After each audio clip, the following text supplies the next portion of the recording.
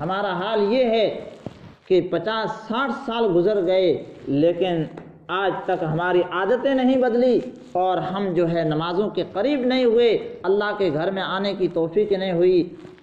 کس طریقے سے ہم جو ہے کل قیامت کے دن کامیاب ہو سکتے ہیں اور قبر میں ہمیں کیسے کامیابی مل سکتی؟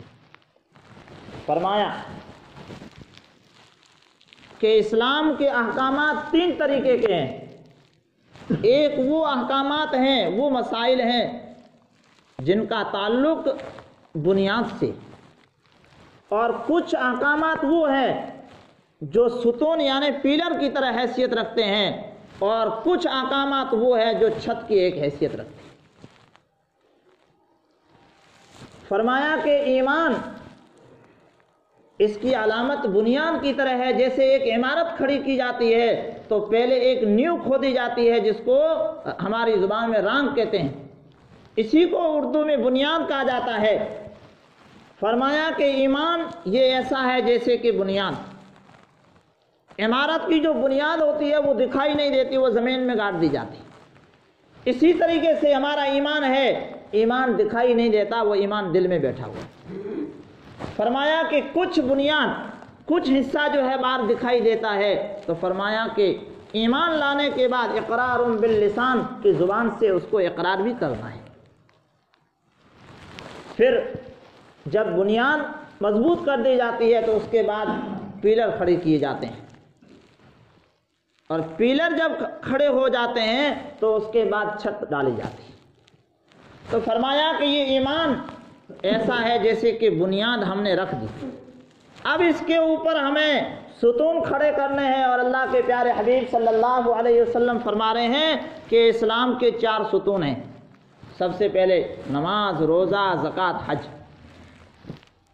یہ 4 ستون جب کھڑے ہو جائیں گے تو اس کے اوپر آپ چھت ڈال سکتے ہو، یعنی دوسرے اعمال جیسے سچ بولنا ہے اور دوسرے لوگوں کے حقوق ادا کرنے ہیں، ساری کی ساری چیزیں چھت کے اوپر آ جائیں۔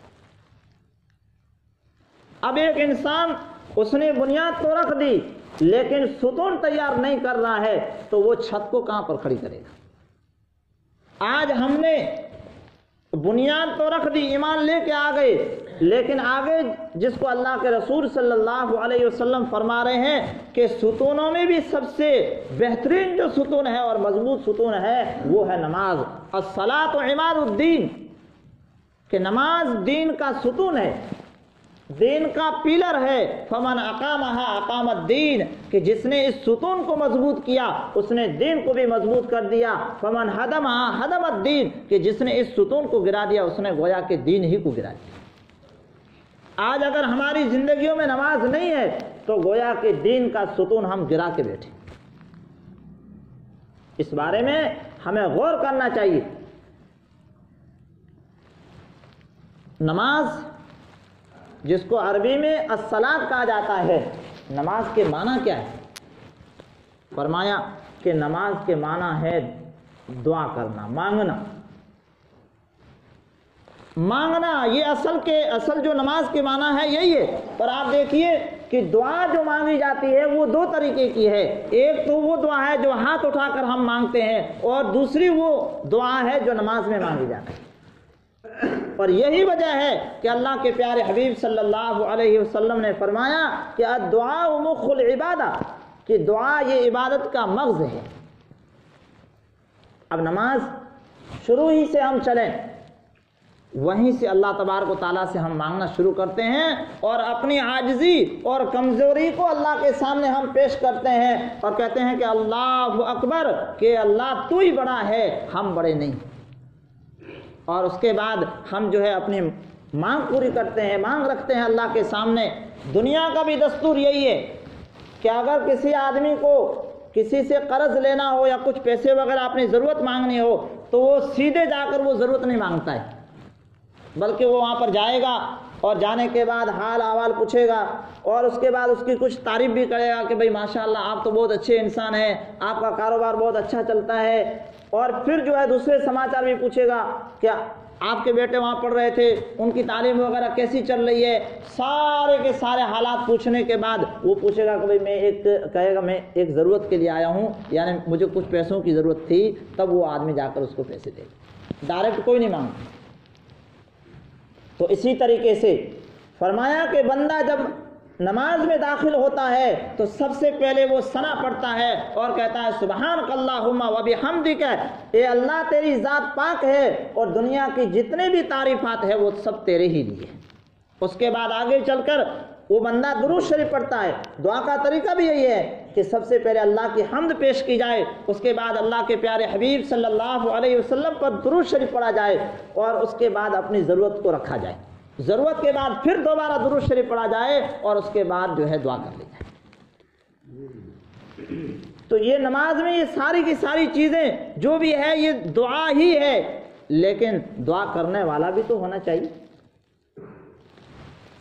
ہمارے بزرگان دین فرماتے ہیں اور قرآن کریم میں اللہ تعالیٰ نے ارشاد فرمایا کہ دنیا کی جتنی مخلوق ہے وہ تمام مخلوق اللہ کے سامنے سجدہ کرتی ہے، یعنی عبادت کرتی ہے اور نماز پڑھتی ہے۔ دنیا کی جتنی بھی مخلوق ہے 18,000 مخلوقات وہ ہے جو زندہ ہے اور اس کے علاوہ دوسری بھی مخلوقات ہے، ان گنت مخلوقات، تمام کی تمام اپنی تسبیح کو جانتی ہے اور وہ اللہ کے سامنے نماز پڑھتی ہے اور سجدہ کرتی ہے۔ یہ الگ بات ہے کہ اللہ تبارک و تعالیٰ نے ان کی نماز کا طریقہ الگ الگ رکھا ہے۔ جیسے درخت ہے تو وہ کھڑا ہی ہے قیام کی حالت میں، جیسے بندہ کھڑا ہوتا ہے قرات کرنے کے لیے، اب وہ زندگی بھر اسی حالت میں رہے گا، یعنی نماز کا ایک جز اس کو دیا گیا ہے اور زندگی بھر درخت کو کھڑا ہی رہنا ہے۔ اسی طریقے سے 4 ٹانگوں والا جانور ہے وہ رکوع میں ہے، پوری زندگی اس کو اسی رکوع کی حالت میں رہنا ہے، اور پہاڑ ہے تو وہ تشہد کی حالت میں جیسے بندہ بیٹھتا ہے اسی طریقے سے وہ تشہد کی حالت میں بیٹھے ہوئے اور زندگی بھر ان کو ایسے ہی رہنا ہے۔ اور کچھ وہ جانور ہے جو پیٹ کے بل چلنے والے ہیں وہ ہمیشہ سجدے میں ہی رہتے ہیں، ان کو پوری زندگی اسی طریقے سے بسر کرنی ہے۔ اسی طریقے سے اللہ تبارک و تعالیٰ نے عیسائیوں کو جو نماز عطا کی اس میں صرف رکوع، اور یہودیوں کو جو طریقہ دیا گیا اس میں صرف سجدہ ہے اور کوئی دوسرا طریقہ نہیں۔ اللہ تبارک و تعالیٰ نے اس امت محمدیہ صلی اللہ علیہ وسلم پر یہ احسان اور کرم فرمایا کہ نماز کے جتنے بھی جز ہو سکتے ہیں جو پوری مخلوق کو دیے گئے ہیں وہ اس ایک امت کو پورے کے پورے دے دیے گئے۔ رکوع بھی دیا گیا، سجدہ بھی دیا گیا، قیام بھی دیا گیا، تشہد میں تحیات میں جو بیٹھنا ہے یہ ساری کی ساری چیزیں دی گئی، اور اسی وجہ سے اس امت کو تمام امتوں پر فضیلت ملی۔ میرے عزیز بھائی، آج ہم جو ہے اپنی زندگی کے بارے میں غور کریں کہ ہماری زندگیاں کس طریقے سے گزر رہی ہیں۔ صحابہ کرام کے زمانے میں ایسا کوئی تصور نہیں تھا کہ جان بوجھ کر کوئی نماز جو ہے چھوڑ دے۔